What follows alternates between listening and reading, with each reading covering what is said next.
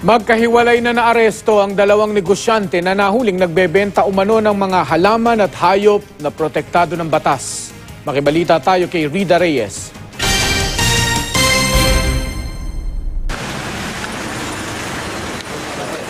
Ang Chinese drugstore na ito sa Binondo, Maynila, ang puntirya ng NBI Environmental Crimes Division sa ikinasang entrapment operation.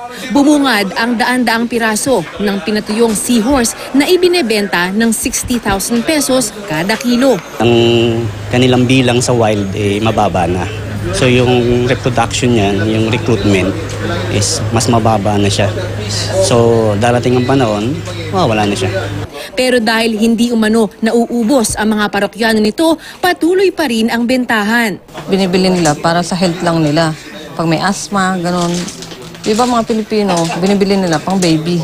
Mga anak nila, mga lola na nangangailangan or pang ubo. Tumamba din ang kahon-kahong bird's nest na ibinebenta mula 17,000 pesos hanggang 45,000 pesos kada container.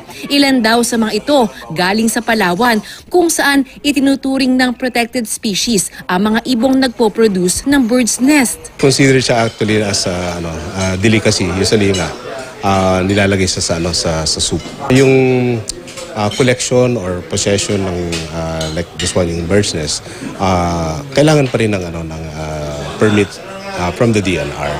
Naharap sa reklamong paglabag sa Fisheries Code at Philippine Wildlife Act ang negosyanteng si Ki Yung Wong na tumangging humarap sa kamera. Arestado rin ang negosyanteng si Elizabeth Rivera na may-ari naman ng isang fruit and plant stand sa Binondo.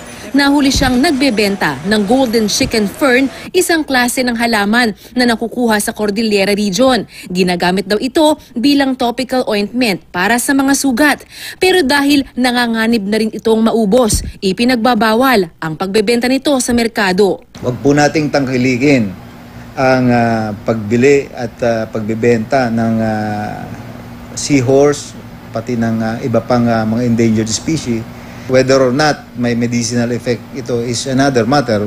What is being regulated here is yung talagang sale at saka yung possession. Rida Reyes, GMA News.